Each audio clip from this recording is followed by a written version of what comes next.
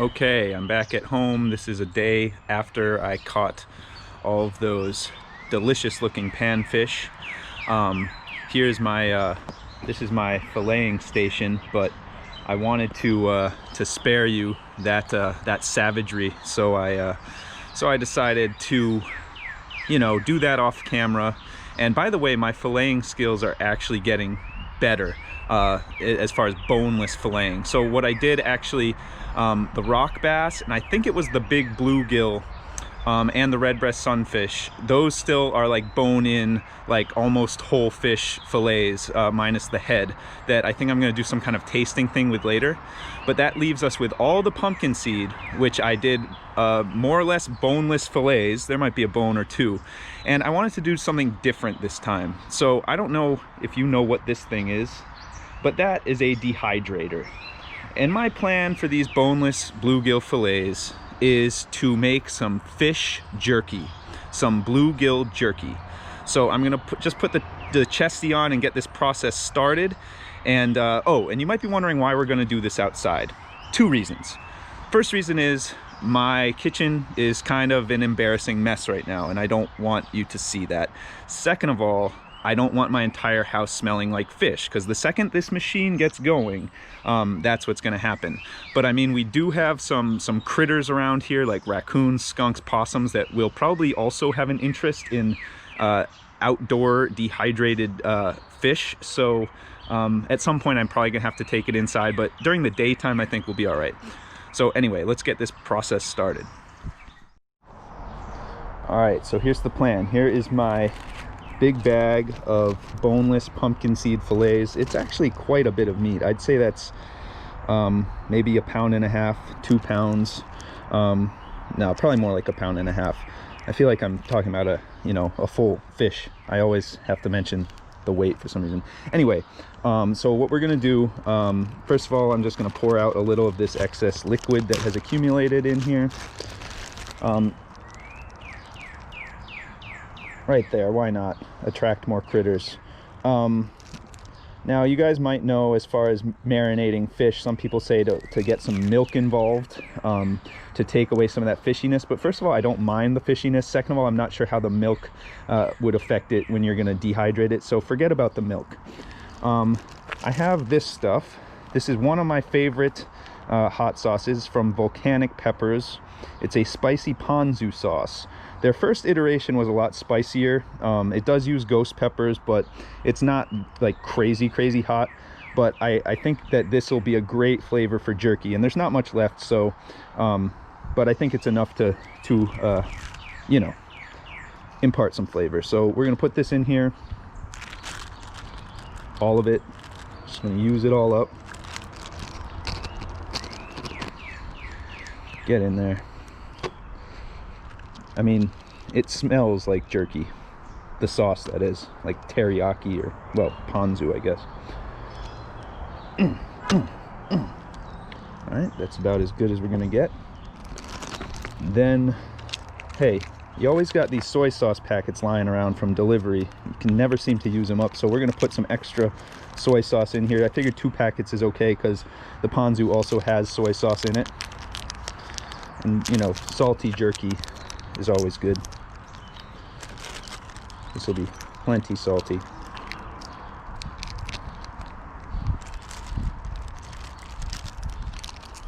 Okay, so 2 packets of soy.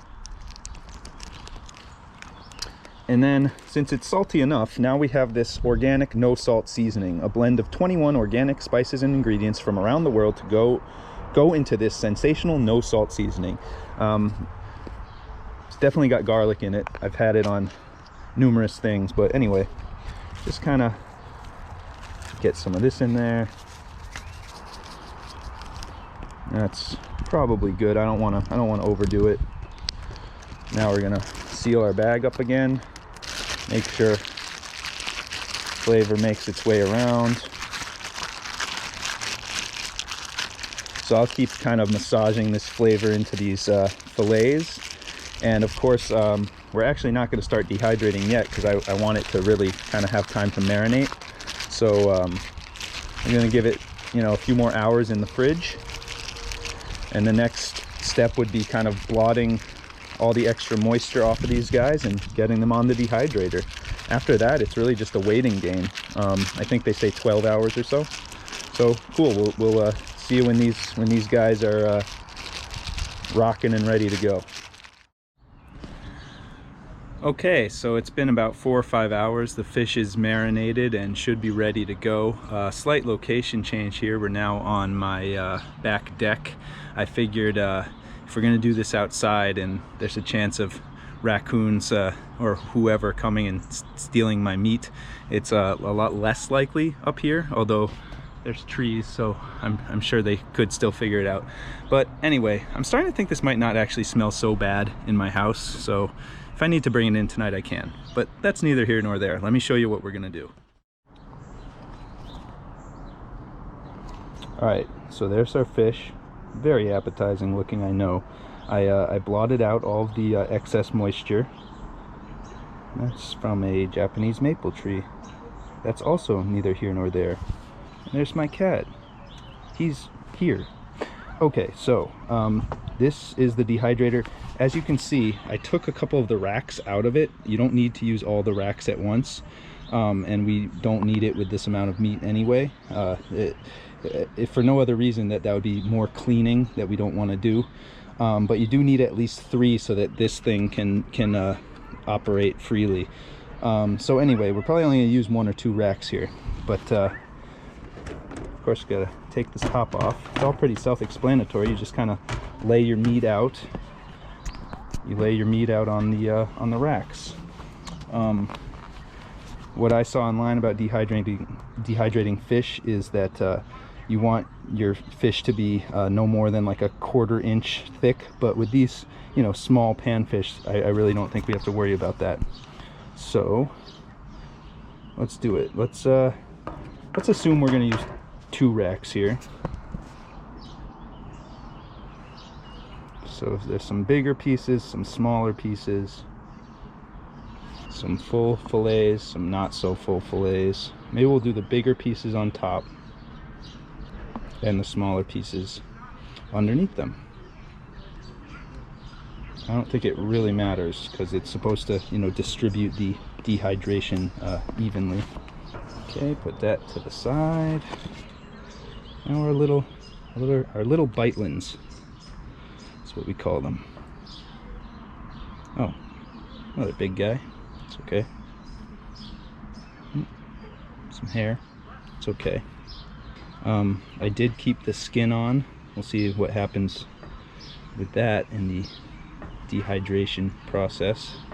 It actually smells really good. Okay, we're gonna put the top rack back where it belongs. There. Again, we need that 3rd rack so that the dehydrating part can operate freely. So now we put this on top, and we turn it on.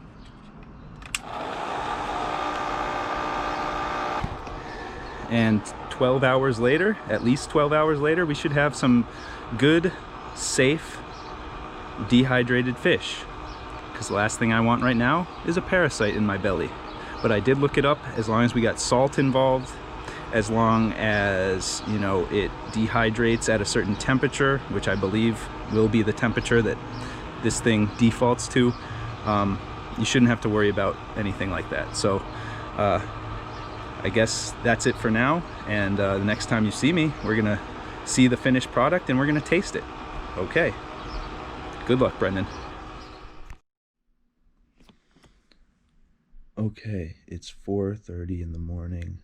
I'm down on my couch because I don't want to wake up my wife with my loud voice, but we're gonna go up and take our first look at our fully dehydrated pumpkin seed jerky. I did take it off the deck before I went to bed last night, just because I didn't want to be thinking about animals getting to it or weather.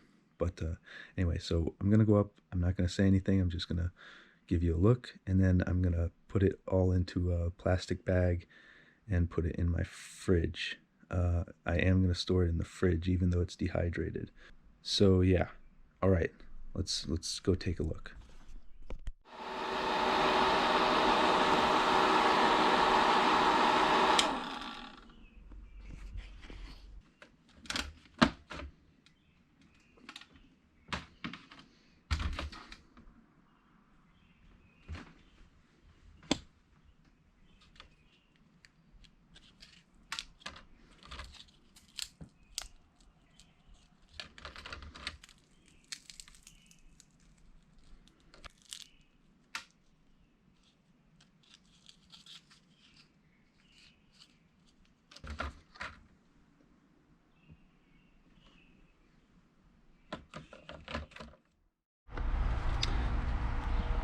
Okay, I just wanted to pause really quickly to give you guys a close-up shot. I didn't do that in what you're watching right now, but this is what the jerky looks like. You can tell this is a fillet right here. That's the skin side. That's the meaty side. Get some good light on there. Okay, so you can tell it's fish, but it also, you know, kind of resembles any other kind of meat jerky, like beef or turkey or whatever. Again, you know, this is the meaty bits. It's definitely very dry, very hard. Oh, and there's a little scale in there, but we can take care of that anyway.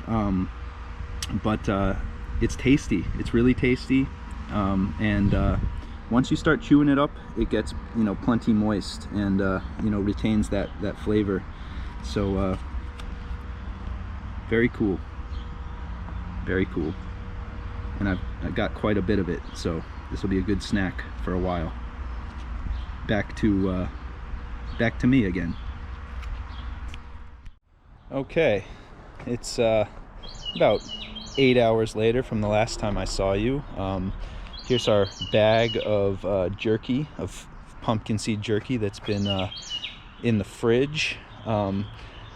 If you probably noticed this morning when I opened up the dehydrator, it was very dry, like very dehydrated, and kind of almost like cracking. So, you know, it's definitely going to be a little tough.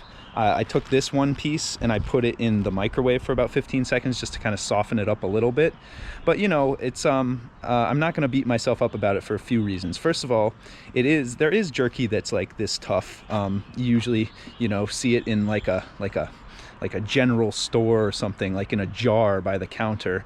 And also, you know, it's my first time trying to do this, and you know, just the fear of, you know, parasites or bacteria or whatever. So I'd rather err on the side of caution and make, you know, very dehydrated, very well cooked, or, you know, treated fish jerky than, you know, than not. But I will look into ways that I can even reconstitute this stuff a little bit, get a little moisture in there, and also for the next time, you know, so that it's not quite so dry. So that it's a little chewier. But without further ado, this is gonna be the first time I taste it. I did not taste it last night or early this morning at all. So this is gonna be the first taste.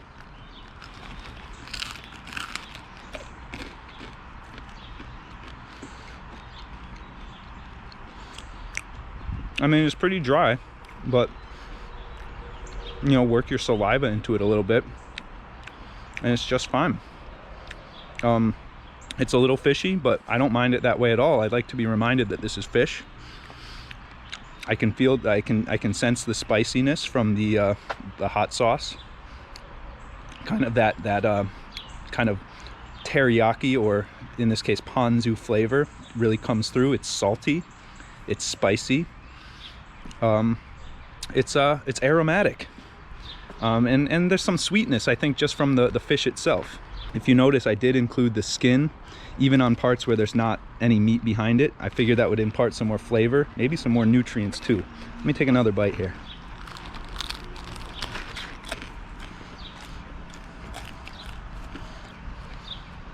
It's a little crunchy, but again, once it kind of mixes with your saliva, it becomes chewy and very tasty. This second bite, I'm not even really tasting the fish too much. It more just tastes like some some regular like spicy beef jerky. This is very good. I'm very pleased. Hopefully hopefully it's safe, but I think it is. I think it is, especially with that 12 hours in the dehydrator. This is really good. I'm really happy with this.